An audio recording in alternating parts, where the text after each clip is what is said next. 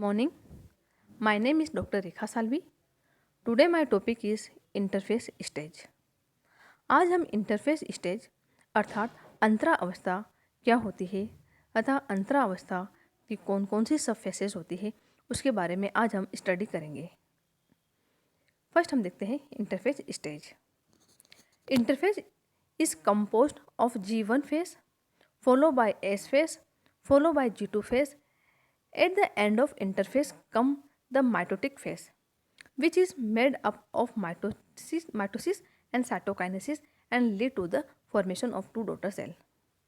जब हम इंटरफेस अवस्था या अंतरा अवस्था की बात करते हैं तो हम देखते हैं कि सेल साइकिल की या कोशिका चक्र की सबसे एक्टिव फेज जो होती है वो इंटरफेस अवस्था होती है।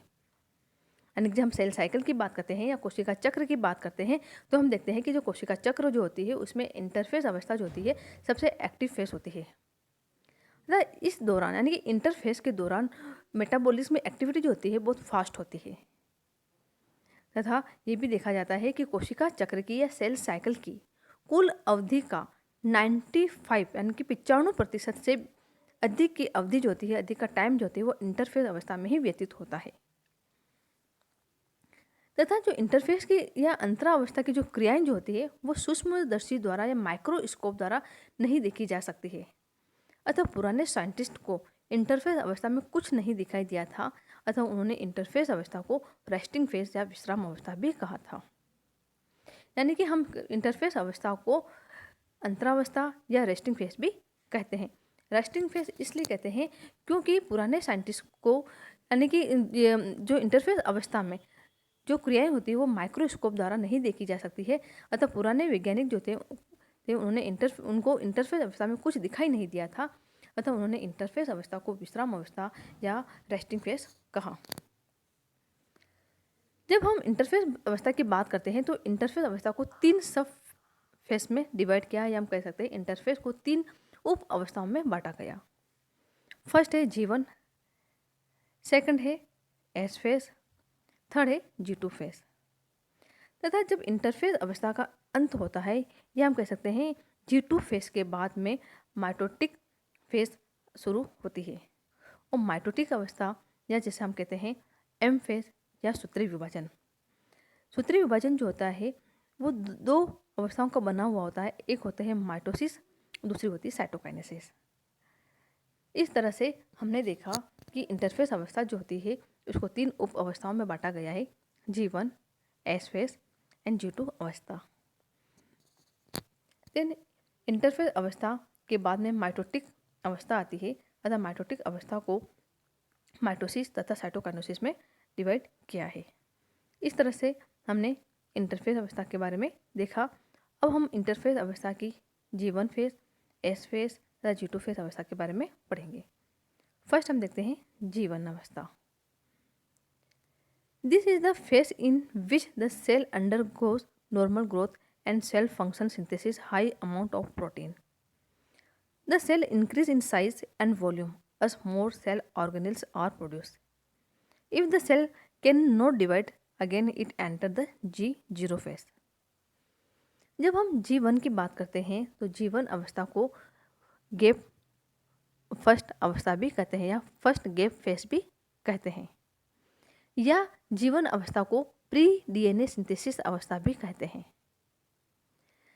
जब हम इनकी G1 की बात करते हैं तो हम देखते हैं कि G1 अवस्था जो होती है, G1 अवस्था में कोशिका की मेटाबॉलिज्म रेट जो होती है बहुत एक्टिव होती है तथा कोशिका जो होती है साइज में लगातार ग्रोथ करती रहती है। यानी कि हम देखते हैं कि G1 अवस्था में होते हैं कोशिका की ग्रोथ होती है तथा G1 अवस्था में ज़्यादातर नए ऑर्गेनेल्स यानी कि नए नए कोशिकाओं का निर्माण प्रारंभ हो जाता है तथा G1 अवस्था के दौरान कोशिका में कई तरह के RNA तथा प्रोटीन भी बनते हैं। अतः इस तरह से हम देखते हैं कि G1 अवस्था में कोशिका की ग्रोथ होती है, यानी कि कोशिका की वृद्धि होती है। जीवन अवस्था जो होती है उसमें नए नए कोशिकांग अंग भी बनते हैं। तो इस तरह जीवन अवस्था की बात करते हैं तो हम देखते हैं कि जीवन अवस्था में कोशिका की साइज में बढ़ोतरी होती है, यानी कि कोशिका की साइज होती है वो में वृद्धि होती है तथा नए नए प्रोटीन का सिंथेसिस होता है। कई तरह के आरएनए तथा प्रोटीन बनते हैं तथा कोशिकांग जो होते हैं या सेल ऑर्गेनल्स जो होते हैं, जीवन अवस्था में ज़्यादातर नए कोशिकांग अंगों का निर्माण भी होता है। तो इस तरह से जीवन अवस्था को हम प्री डीएनए सिंथेसिस फेज भी कहते हैं। अतः जीवन अवस्था में नए नए कोशिकांग या नए नए सेल ऑर्गेनल्स का निर्माण होता है तथा सेल की साइज होती है वो इंक्रीज होती है। नेक्स्ट हम देखते हैं सिंथेसिस या एस फेज। एस फेज जिसे डीएनए सिंथेसिस अवस्था भी कहते हैं।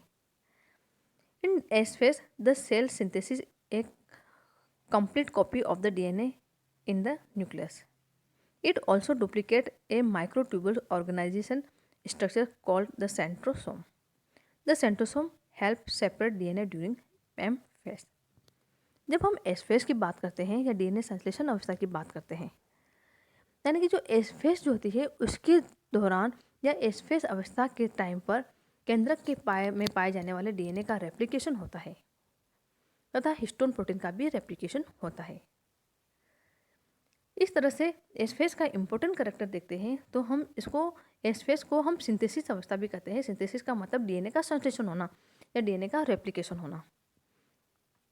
इस तरह से हम देखते हैं कि जो एस फेज होती है डीएनए संश्लेषण अवस्था जो होती है, इस दौरान डीएनए का रेप्लिकेशन होता है अतः हिस्टोन प्रोटीन का भी संश्लेषण होता है। देन हम देखते हैं कि एस फेज में या सिंथेसिस फेज में सेंट्रियोल का भी रेप्लिकेशन होता है। इस तरह से जब हम एस फेज की बात करते हैं तो हम एस फेज की देखते हैं कि एस फेज में डीएनए का रेप्लिकेशन होता है तथा हिस्टोन प्रोटीन का भी रेप्लिकेशन, या हम कह सकते हैं कि हिस्टोन प्रोटीन का भी रेप्लिकेशन होता है या हिस्टोन प्रोटीन भी का भी निर्माण होता है। देन सेंट्रोसोम जो होता है या सेंट्रियोल जो हम कह सकते हैं, सेंट्रोसोम या हम कह सकते हैं सेंट्रियोल का भी रेप्लिकेशन इसी अवस्था में होता है। नेक्स्ट हम देखते हैं G2 अवस्था या गैप 2 अवस्था। G2 अवस्था की जब बात करते हैं तो हम देखते हैं the cell has grown, DNA has been replicate and now the cell is almost ready to divide. This last stage is all about the cell for mitotic or meiosis.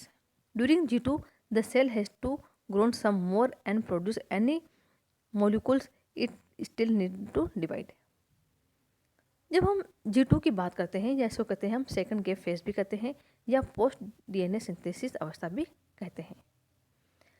तो G2 अवस्था की बात करते हैं तो हम देखते हैं कि G2 अवस्था में भी कोशिका की साइज होता है कंटिन्यू बढ़ती है या उस कोशिका की साइज में जो होता है वृद्धि होती है। G2 अवस्था में क्या होता है कि कोशिका विभाजन होता है उसकी वास्तविक तैयारी जो होती है इसी अवस्था में होती है। विभाजन के लिए जो स्प्लिंडर प्रोटीन्स का निर्माण भी इसी अवस्था में होता है, यानी विभाजन जब होता है तो उस समय स्प्लिंडर प्रोटीन का फॉर्मेशन चाहिए, तो इस अवस्था स्प्लिंडर प्रोटीन का निर्माण भी G2 अवस्था में होता है। तथा इस तरह से हम देखते हैं कि G2 अवस्था जो होती है वो इंटरफेज अवस्था की लास्ट स्टेज होती है। अतः इस दौरान कोशिका की साइज कंटिन्यू बढ़ती है तथा कोशिका विभाजन की वास्तविक तैयारी जो होती है वो इसी अवस्था में होती है।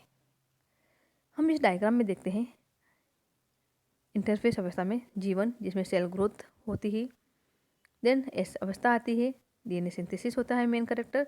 G2 अवस्था जिसमें भी सेल ग्रोथ होती है तथा विभाजन की वास्तविक तैयारी जो होती है वो G2 अवस्था में होती है। G2 अवस्था जो कि इंटरफेस अवस्था की लास्ट स्टेज होती है। G2 के बाद कोशिका जो होती है वो माइटोटिक अवस्था में प्रवेश करती है। हम देखते हैं जो माइटोटिक अवस्था जो होती है वो दो भागों में बटी हुई है, माइटोसिस एंड साइटोकाइनेसिस।